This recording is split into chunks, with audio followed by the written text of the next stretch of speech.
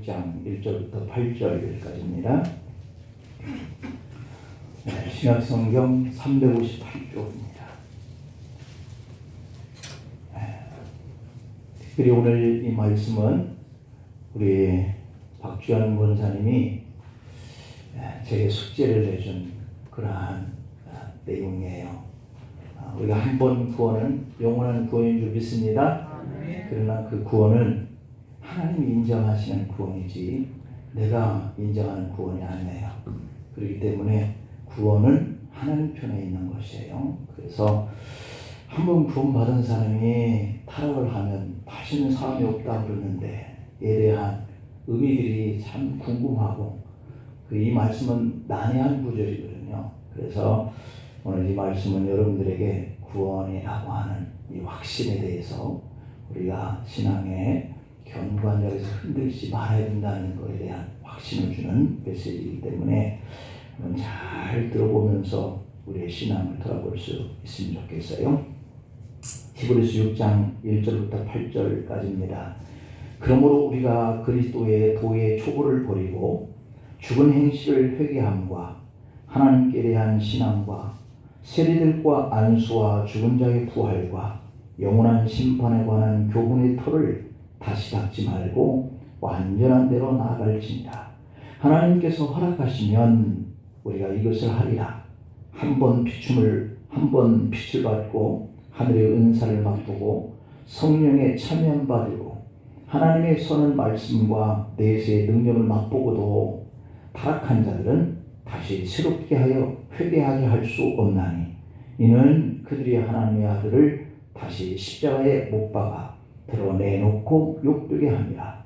땅이 그 위에 자주 내리는 비를 흡수하여 밭 가는 자들이 쓰기에 합당한 채소를 내면 하나님께 복을 받고 만일 가시와 엉겅퀴를 내면 버림을 당하고 저주함에 가까워 그 마지막은 불사름이 되리라. 아멘. 7절과 8절의 삶이 우리가 구원받았구나 하는 이 삶을 증명해 주고 있는 부분이에요. 오늘 이 말씀을 통해서 우리가 완전한 대로 나아가십시다. 아멘. 자녀와 하나님께 영광을 돌리시겠습니다.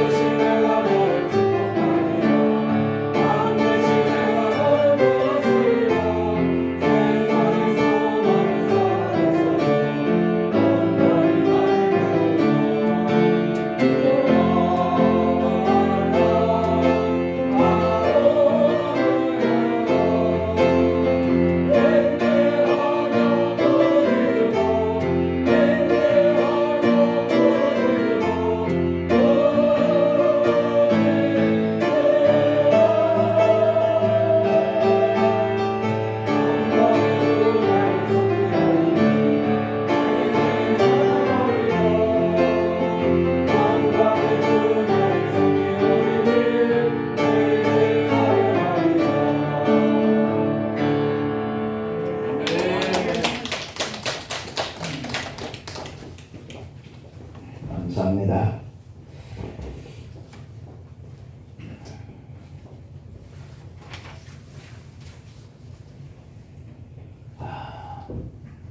믿음과 행함은 하나인 줄 믿습니다.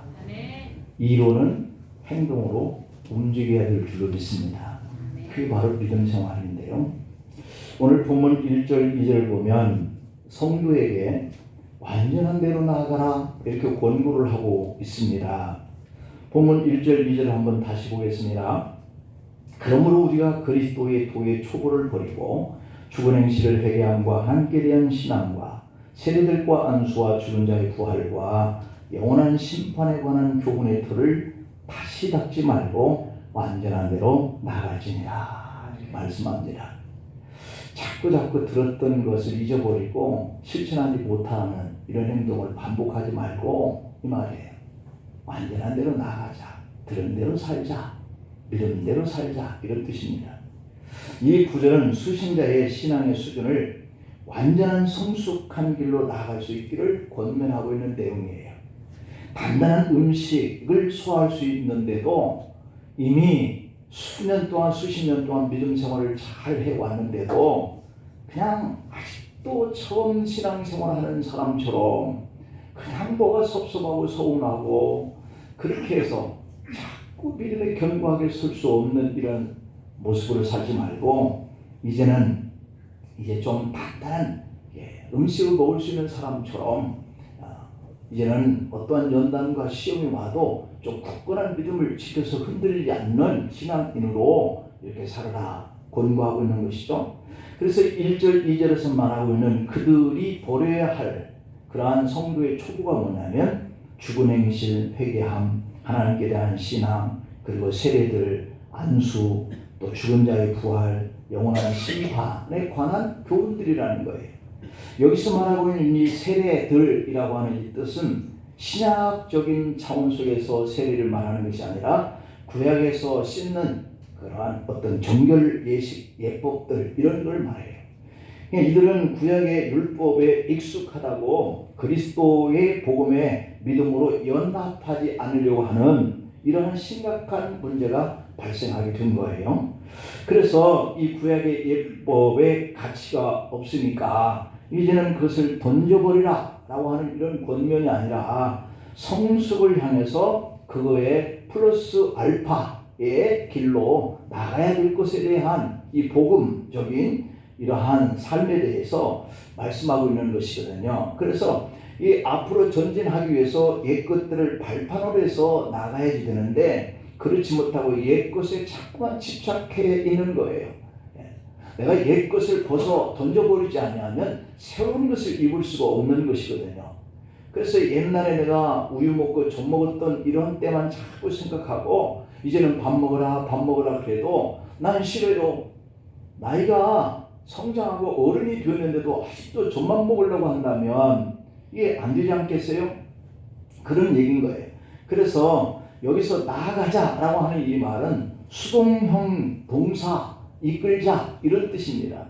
그러니까 성숙의 길로 누가 강제로 이끌어가는 것이 아니라 자기 스스로가 나가야 된다 이런 얘기인 거죠.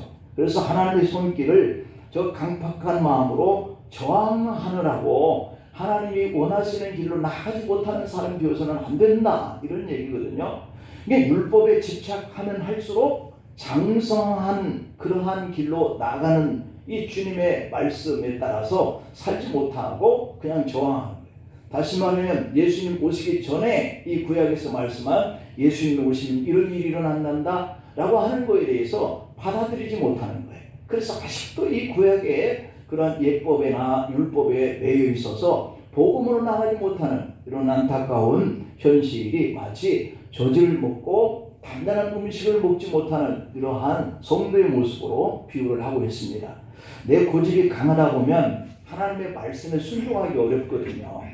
목사가 강단에서 말씀을 증거하고 해석되어지는 그 일을 받아들이지 못하면 하나님의 말씀대로 살아가기가 어렵다는 뜻이에요. 그렇다면 이 히브리 성도들은 왜 이렇게까지 은혜에 저항을 하면서 율법에 집착하고 있었던 것일까라고 하는 것이에요. 그것은 율법이라고 하는 것은 행한 만큼 표가 나잖아요. 우리가 믿음 생활 잘하는 사람, 나 믿음 생활 잘하고 다른 사람이 그 사람이 정말 믿음 생활 잘하는 사람이야 라고 인정을 해도 그 사람이 무엇 때문에 그러한 인정을 받는 사람이 되었어? 라고 하는 것은 바로 행동이거든요.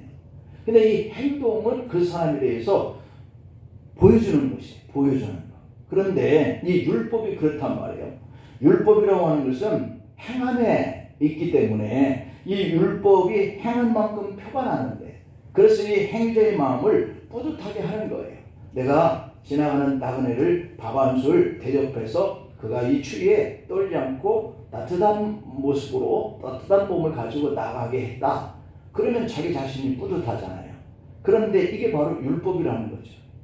율법은 자기 공로가 눈에 보이고 손에 잡히는 거예요.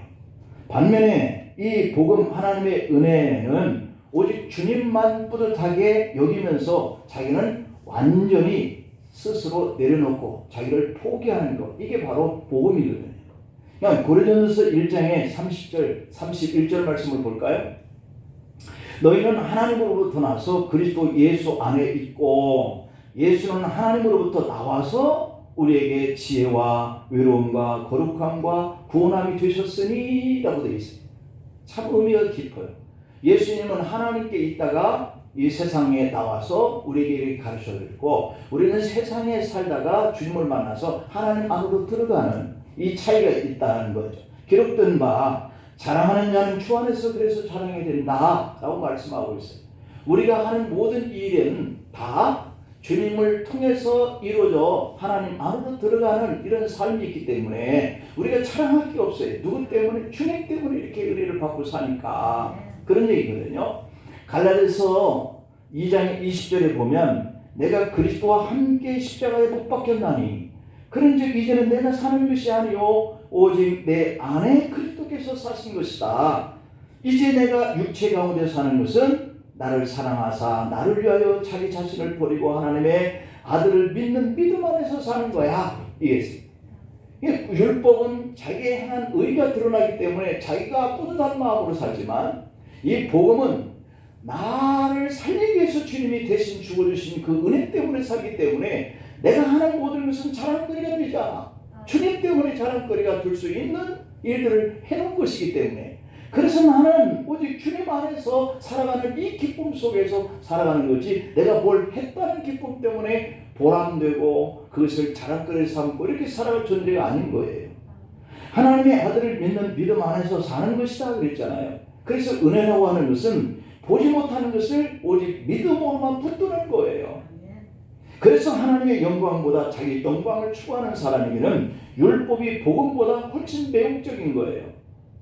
자기를 과시하는 데서 즐거움을 찾는 사람은 이 복음보다는 훨씬 율법적인 것에서 자기의 의가 드러나려고 하는 이런 삶을 살려고 하는 것이죠.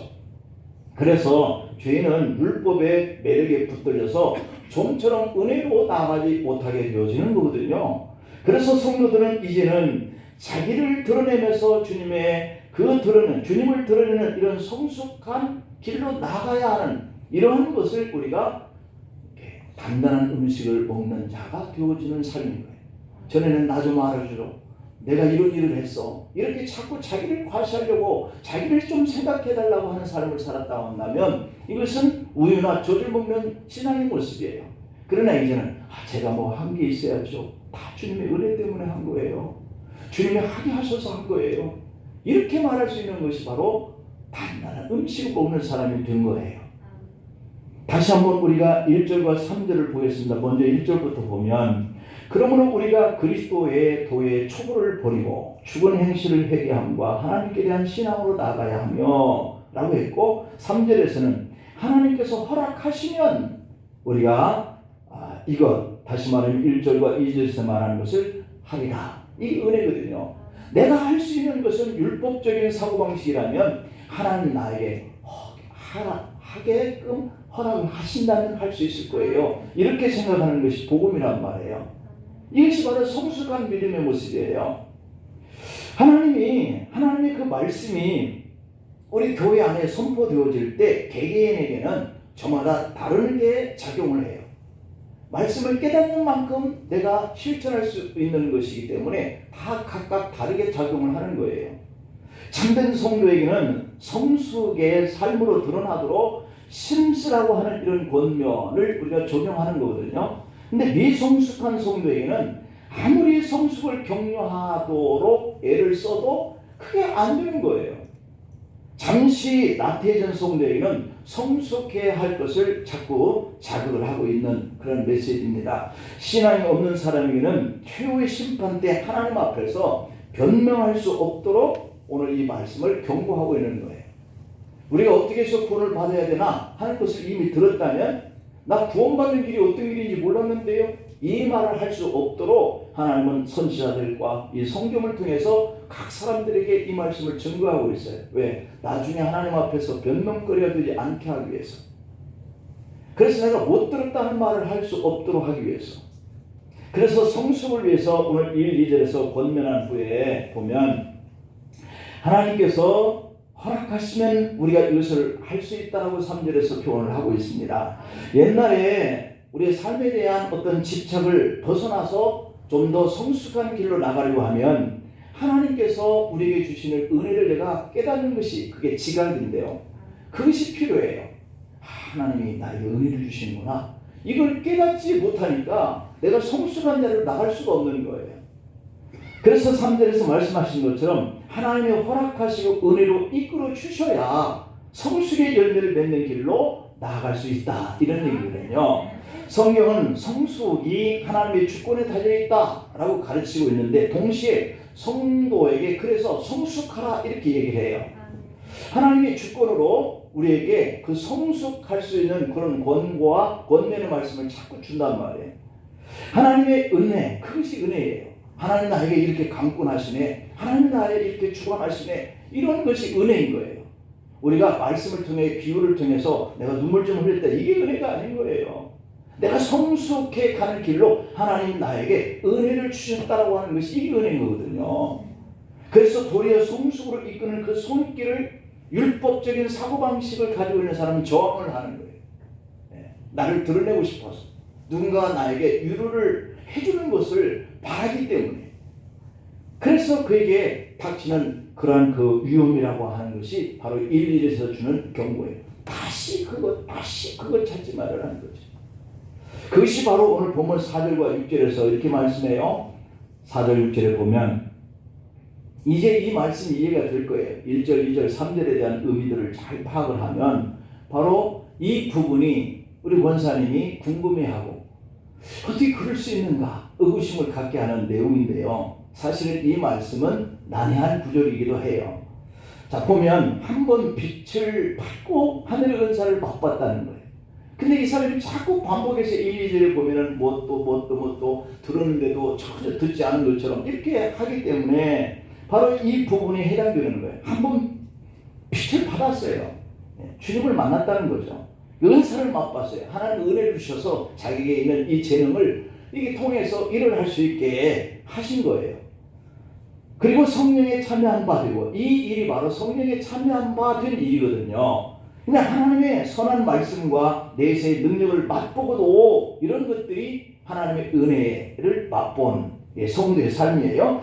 그런데 맛보고도 이게 참 의미심장하잖아요.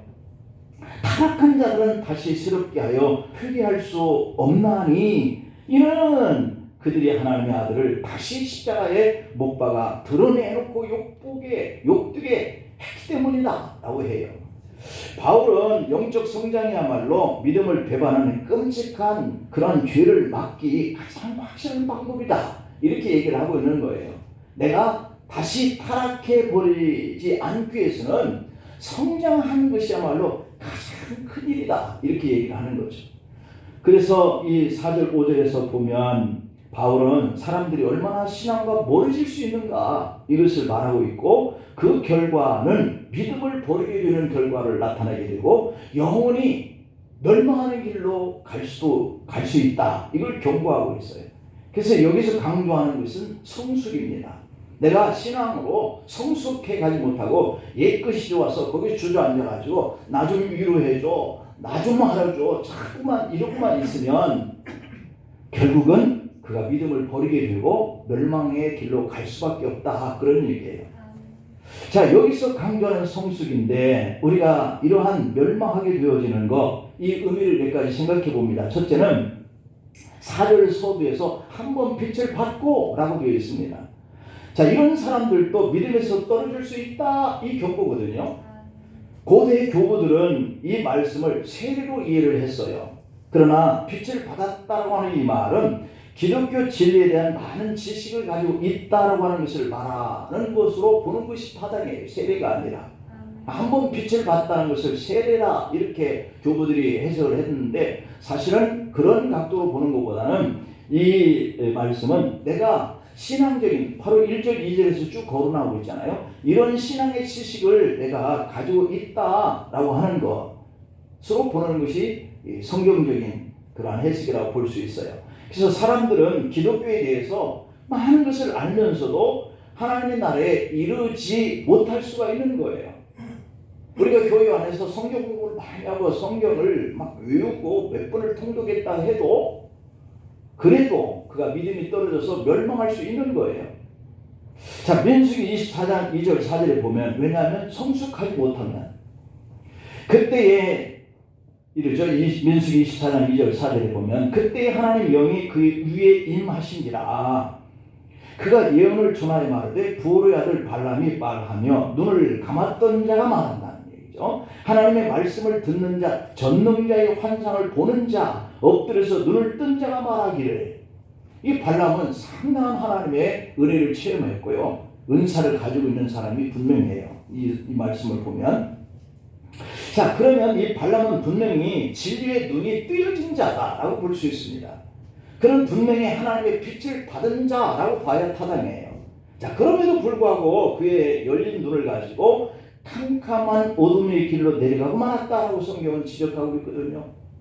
이미 지식에 대한 빛을 다 보고 경험도 하고 체험도 하고 음성도 다 듣고 하던 사람인데 어둠의 길로 내려갔다는 거예요. 베드로후서 2장의 15절 16절을 볼까요? 그들이 바른 길을 떠나라고 되어 있어요. 분명히 빛을 보고 성령의 체험도 다 했는데 이들이 스스로 또 바른 길을 떠나는 거예요. 왜? 미혹되어서. 바로 이게 부올의 아들 발람이라고 지적하고 있어요. 미혹되어 부올의 아들 발람의 길을 따르는도다. 그는 불의의 삭슬 사랑하다가, 불의의 삭은 참 많겠지만 세상이라고 볼 수도 있어요. 세상을 향해서 다시 나가게 되면, 그 세상을 사랑해서 나가다 보면 자기의 불법으로 말미암아 책망을 받되 말하지 못하는 나귀와 사람의 소리를 말하여 이 선지자의 미친 행동을 저지하였느니라.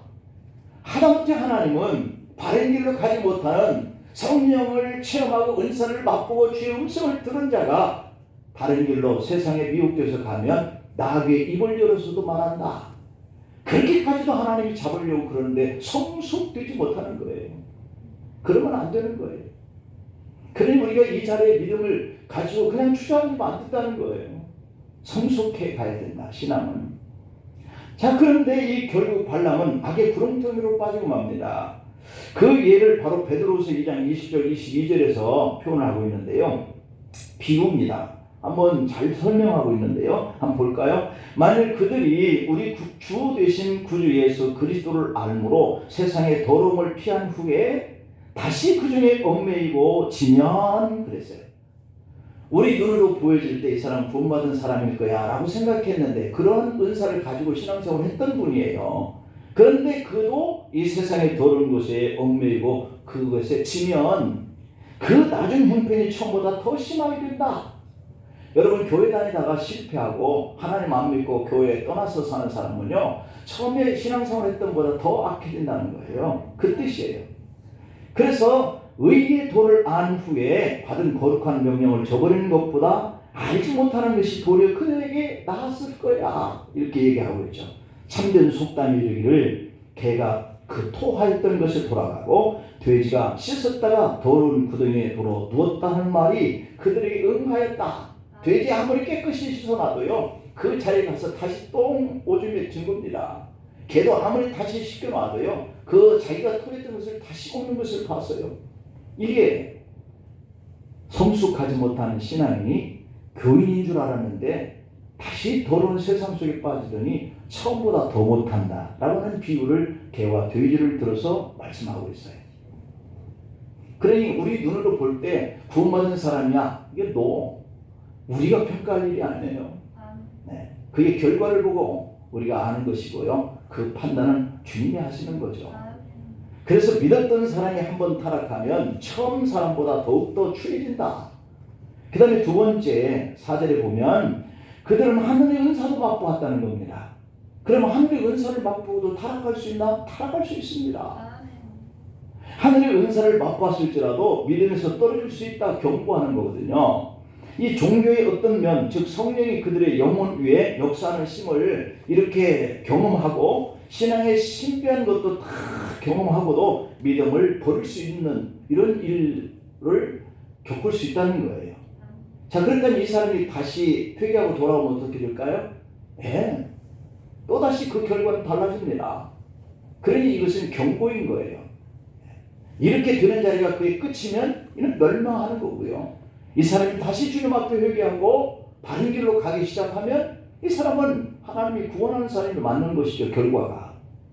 그래서 우리가 이렇게 했는데 이렇게 될 수 있어요? 라고 의심을 갖는 것 자체가 어리석은 거예요.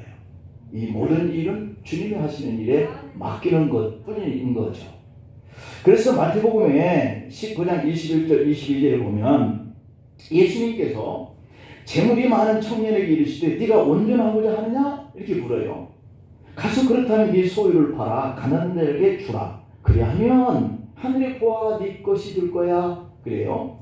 자, 그리고 와서 나를 따르라 하시니 그 청년이 재물이 많기 때문에 근심하면서 갔다 그랬어요. 갔다라고 하는 것이 뭐예요? 영생과는 그가 멀어지게 되었다 이 뜻이에요. 그게 무엇 때문에? 재물 때문에. 이런 사람들이 부지기 수가 많다는 거예요, 이 세상에는. 여러분, 누가 이 신앙의 그 맛을 볼 수 있겠어요? 교회 안에 있으면 그 사람이 신앙인처럼 사람들이 보여줄 수 있습니다. 여기서 한 가지 짚고 넘어갈 필요가 있는데요. 이런 사람들은 자기와 자기 것을 부정하고 십자가를 지고 그리스도를 따르는 것이 어렵기 때문에 보다 쉬운 방법으로 믿을 길을 택해서 가는 거예요. 어떻게 좀 더 쉬운 방법으로 믿음 생활하는 방법이 없을까? 그러다가 결국은 믿음에서 떨어지고 근심하게 되는 것이다. 이렇게 경고하고 있는 거죠. 가령 요한일서 1장 9절 말씀을 보면 이것과 지금 대치되는 거거든요, 오늘 본문이. 자, 오늘 보면 우리 박 집사님이 얘기하고 있는 내용이 바로 이거예요. 만일 우리가 우리 죄를 자백하면 그는 미쁘시고 의로우사 우리 죄를 사하시며 우리를 모든 불의에서 깨끗게 하실 것이라고 했잖아요 라고 하는 거죠. 이걸 믿습니다. 이렇게 되는 거예요. 그런데 이 판단을 우리가 하느냐? 하나님이 하시는 거예요. 그래서 이 말씀은 100번 1000번 말씀이 맞는 건데, 그러나 이 죄의 고백의 용서와 회개의 진실성과 그를 깨끗게 하시는 것을 판단하는 분이 하나님이라는 거죠. 이게 우리의 괴리감이 있는 거예요. 저 사람은 그렇게 내가 생각을 했다는 것뿐이지 그 사람은 하나님이 그렇게 구원받은 사람이야라고 인정 언제 했냐는 얘기죠. 그게 문제인 거죠.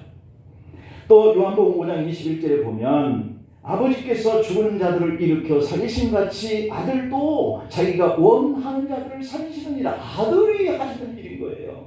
아들이 마음대로. 또 요한복음 5장 22절에 보면 아버지께서 아무도 심판하지 아니하시고 심판을 다 아들들에게 맡기셨느니라. 그래서 주님이 이 땅에 재림해서 오시면 백보자 심판 앞에 누가 앉아있느냐면 아들 예수님이 앉아 계시는 거예요. 그분이 다 심판하게 하나님이 맡겨버리셨어요. 자, 그래서 이 심판의 주가 사람의 기준이 아니에요. 하나님, 무한이에요. 바로 예수님인 거예요. 그리고 또 우리 박 집사님 궁금해서 묻는 장면이 바로 요한복음 5장 23절 24절이에요. 이 말씀을 보면 정말 우리가 헷갈릴 때가 있어요. 한번 볼까요?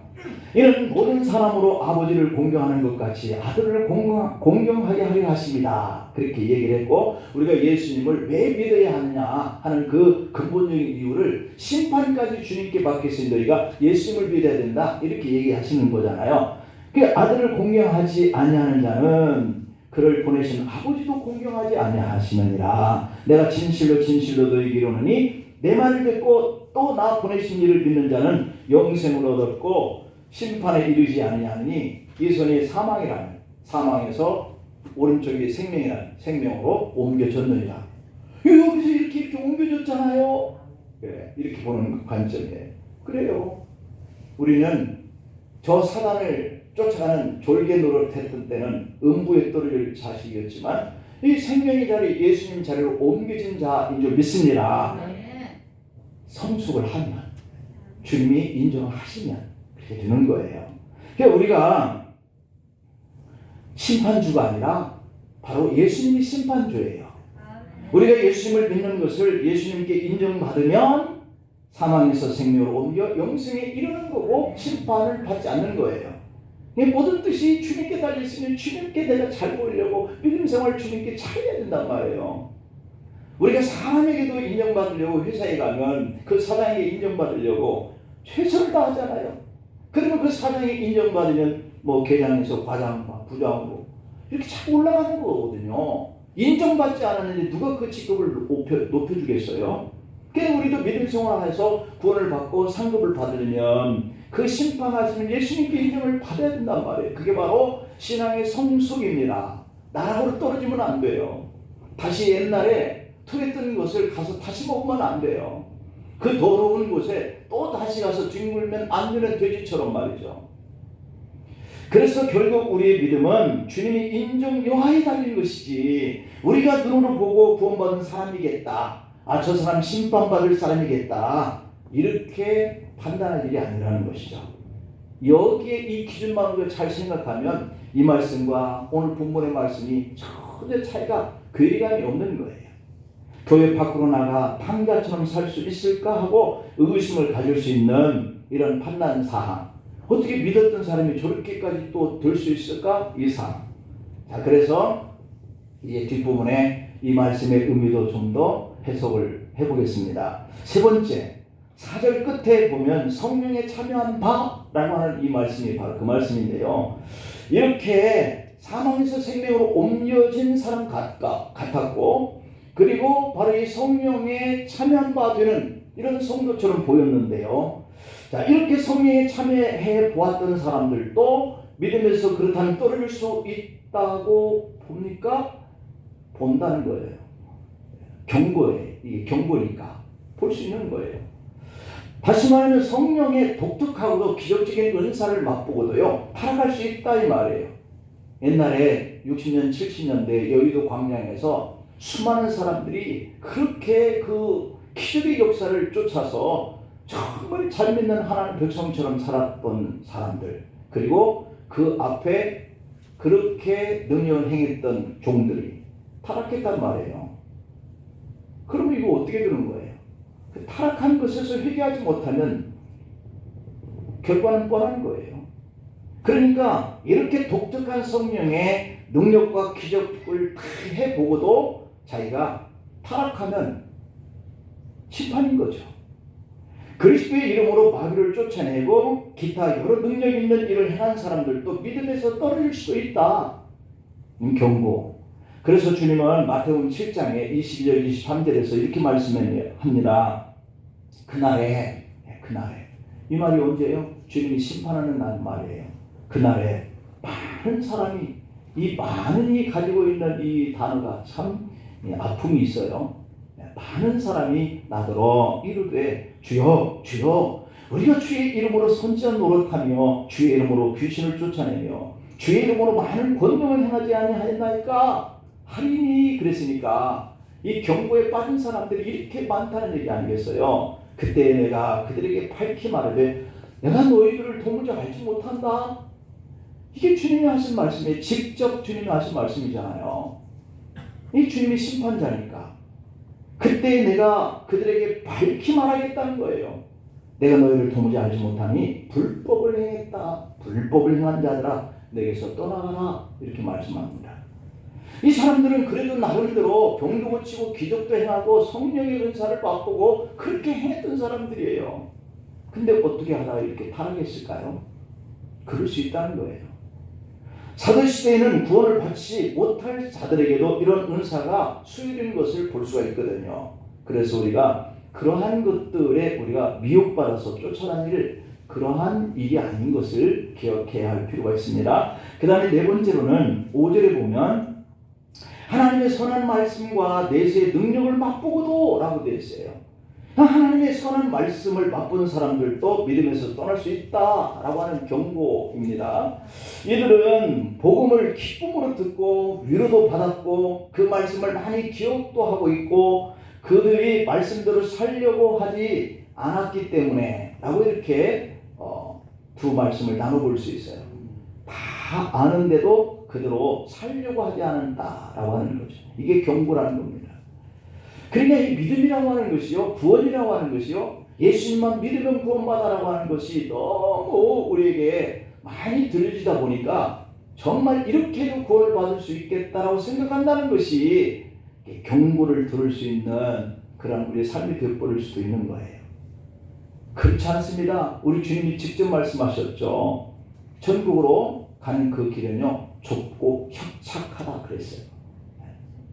그렇기 때문에 분명히 우리가 말씀을 알고 있는 대로 살지 못하면 힘들다는 그런 답이 나올 수 있는 경우죠. 자, 이들은 천국과 지옥을 믿을 수도 있고 또 하늘나라에 가고 싶은 욕망도 지녔기 때문에 지옥에 가는 것을 두려워할 수도 있지만 그러나 그런 체험을 한 후에도 그들의 유선적인 생활이 지속되는 거예요. 하나님을 떠나는 생활이 반복되는 거예요. 결국은 그러다가 배교를 했습니다. 다시 말하면 믿음에서 떨어질 이런 사람들도 한때는 이런 하나님의 놀라운 말씀에 대한 경험이 있었다는 거예요. 그러나 그들이 다시 참으로 회개한다든지 그리고 의롭게 되었다고 한다면 주님은 충분히 다시 용서합니다. 다시 받아들입니다. 7번에 1번이라도 내게 잘못했다라고 하면 나는 그를 용서한다 라고 주님 말씀하셨어요. 그래서 성령을 맛보고 말씀의 지식을 깨닫고 해도 다시 타락했다라고 해도 그가 어느 날 문득 깨닫고 다시 주님께 나오면 용서받는다는 거예요. 그러니 결과는 그 사람의 끝이 문제예요. 끝이 어떤 결과로 주님을 맞닥뜨릴 때가 되느냐. 그러니 이 끝, 내 인생의 끝, 이때가 아주 중요한 때라는 것이죠. 오늘 본문에서는 거기까지는 언급되지 않았음을 우리가 유의를 해볼 필요가 있는데요. 왜냐하면 신앙생활하다가 타락한 사람이 교회로 돌아오기란 하늘의 별 따기만큼 힘들다라고 하는 사실이에요. 한번 교회에 드나들면서 믿음생활 하는 척 하다가 세상으로 가서 사는 이런 사람들이요, 하나님과 교회 앞에 다시 돌아오기는 하늘에서 별 따기보다 힘들어요. 그 말이에요. 그러므로 배교자들도 배교 전에 하나님의 능력을 행할 수 있는 놀라운 능력을 받는 것이 중요한 것이 아니라 참으로 구원받는 그 은혜 안에 인내하면서 믿음을 지켜가는 거, 성숙해 가는 거, 이게 정말 중요한 일이다. 그래서 이렇게 능력을 받는 사람들은 배교한다고 하여서 참된 성도들도 결국 믿음을 떠나고 말 것이라고 단정할 수는 없는 일이에요. 많은 사람들이 뻔뻔스럽게 믿음 생활하다가 떠날 수는 있겠죠. 그렇다고 모든 성도들이 다 그럴 수 있다 하는 가정은 할 수 없는 일이죠. 하나님의 선한 뜻과 능력, 그리스도의 희생과 중재, 그리고 복음의 약속, 하나님의 성도들과 맺으신 영원한 이 계약, 그리고 성령의 내주, 썩지 않는 말씀의 씨, 이 모든 요소들이 주님이 우리 성도들을 붙잡는 요인들이에요. 4절 6절에서 열거한 것들의 뿌리를 내리지 않는 나무는 결코 서지 못할 건데, 바울은 상당한 수준의 신앙의 고백의 단계까지 이르렀다가 후에 배교한 이런 자들이 당할 무서운 이런 사태를 배교라고 하는 이 주의 엄청남에 대해서 6절 후반부에 이렇게 표현을 합니다. 이는 그들이 하나님의 아들을 다시 십자가에 못 박아 드러내놓고 욕하는 행동이다, 이렇게 얘기를 하고 있어요. 그래서 이 성령의 비춤을 받고 주님을 떠난 배교의 특성이 주님을 알았을 때보다 타락하고 나면 배나 더 욕되게 해요. 이 교회를 떠나고 하나님을 떠난 사람들이요, 세상 사람들에게 하고 다니는 그 행동과 말투가 어떤 줄 아세요? 하나님 없다고. 예수 믿는 사람들 다 나쁜 놈들이다. 욕 보이고 돌아다녀요. 이게 특징이에요. 그래서 오늘 본문 6절 앞에서 타락한 자들은 다시 새롭게 해서 회개하게 할 수 없나니 라고 이 배교자들이 겪는 이런 심판에 대해서 말씀해요.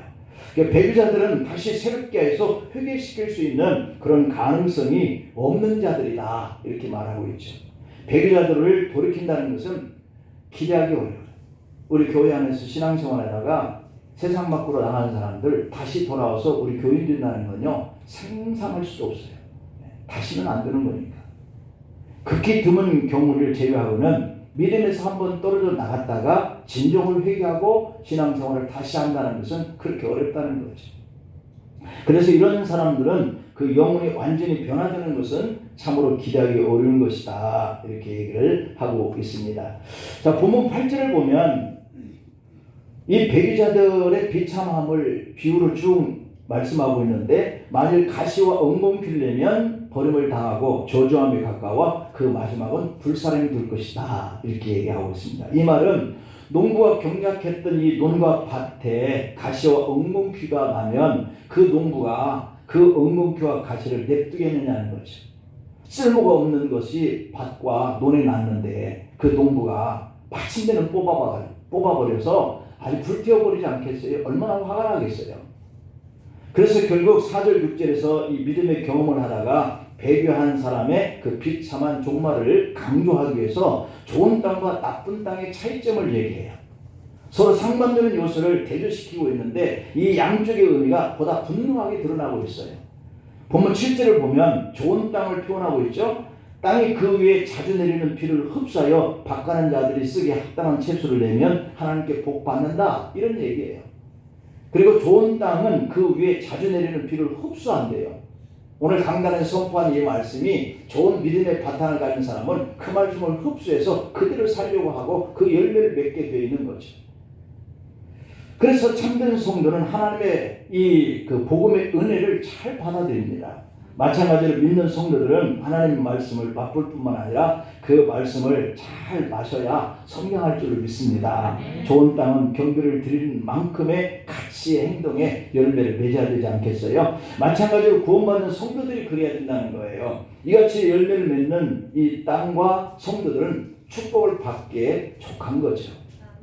반대로 나쁜 땅의 경우는 8절입니다. 나쁜 땅은 가시와 엉겅퀴를 낸다 그랬어요. 나쁜 땅은 땅도 나쁜데 그냥 그 나쁜 땅에서 좋은 열매를 맺으면 참 좋겠는데 그럴 수 없다 그래요. 그럴 수 없다. 누가복음 6장의 43절 45절에 보면 열매 맺는 좋은 나무가 없고 못된 열매 맺는 좋은 나무가 없대요. 그리고 또 좋은 열매 맺는 못된 나무도 없다는 거예요. 그러니까 나무는 각각 그 열매로 안하니 가시나무에서 무화과를 또는 찔레에서 포도를 딸 수가 없다 이런 얘기죠. 그러니까 우리가 믿음 생활을 그럭저럭 하는 사람이 구원을 받는 것은 극히 드물다. 믿음 생활을 열심히 해놓고 하나님께 구원을 받고 칭찬을 받지 못할 사람도 극히 드물다 이런 뜻인 거죠. 요한복음 13장 1절에 보면 예수께서 자기가 세상을 떠나 아버지께로 돌아가실 때가 이른 줄 알고 세상에 있는 자기 사람들을 사랑하시되 끝까지 사랑하시는 줄 믿습니다. 그래요. 우리가 믿음 생활하고 주님께 구원이 있다라고 하는 이런 확신을 가지고 자꾸만 성장해 가는 이런 믿음의 사람들, 이런 사람들은 더 많은 열매 맺기 위해서 하나님이 사랑하는데 절대로 환난과 어떠한 어려운 환경에 있어도 끝까지 붙들어 주시는 이 사랑이 있는 거예요. 그래서 우리 성도들은 절대 타락할 수 없는 줄 믿습니다. 왜냐하면 주님의 사랑이 우리를 붙잡아 주시니까. 히브리서 3장 14절에 보면 우리가 시작할 때 확신한 것을 끝까지 견고히 잡고 있으면 그리스도와 함께 참여한 자가 되리라. 할렐루야. 한 번 구원받은 사람은 끝까지 견디는 사람입니다. 배교자들은 성도로 살지 못할 뿐만 아니라 주변에 있는 성도들을 괴롭히고 상처를 입히는 주의 열매만 맺는 거예요. 그래서 교회 안에도 정말 구원받은 사람과 이런 쭉정이 같은 사람이 있을 수 있겠죠. 근데 이 쭉정이 같은 사람들은 자기만 쭉정이가 아니라 이 일반 진정한 열매의 성도들을 자꾸 상처를 주는 일을 하는 거예요. 왜요? 사단의 역사가 그렇게 해야 교회를 파괴하니까. 그래서 하나님은 악한 배교자들을 더 이상 관심을 두지 않아요. 그들을 홀로 내버려 보호받게 둔다 그랬어요. 시편 81편 11절 12절에 한번 볼까요? 내 백성이 내 소리를 듣지 아니하며 이스라엘이 나를 원하지 아니하였도다. 그러므로 내가 그의 마음을 완악한 대로 버려두어 그의 임의대로 행하게 하였도다. 관심 밖에 두는 거예요. 하나님의 은총이 심히 떠나는 것으로 끝나지 않고 오늘 8절 중반부에 보면 버림을 당하고 저주함이 가까워진다. 그런 것과 비슷하죠. 성령의 비춤을 받은 자리에서 견고에 서 있지 아니하면 영혼이 꺼지지 않는 불 속에서 슬픈 종말을 맞이한다. 그렇게 되지 않기를 간절히 축원합니다. 기도하십니다. 아버지 감사합니다. 장시간 동안 오늘 우리들이 궁금해하고 있고 참 난해한 하나님 말씀을 이렇게 나누면서 우리가 구원의 그 목표가 우리 주님의 그 말씀 안에서 살아가는 데 있고 또 어떠한 환경과 어려움이 와도 흔들리지 않는 그런 믿음의 성숙의 자리에 있으면 주님이 오셔서 심판하실 때 잘했다 칭찬하시고 상급도 주신다고 하셨으니 우리가 마지막까지 주의 말씀을 붙들고 주님 말씀대로 살면서 우리가 자꾸 성장해가고 성숙해 가서 많은 열매를 맺게 하옵소서. 예수님의 이름으로 기도하옵나이다. 아멘.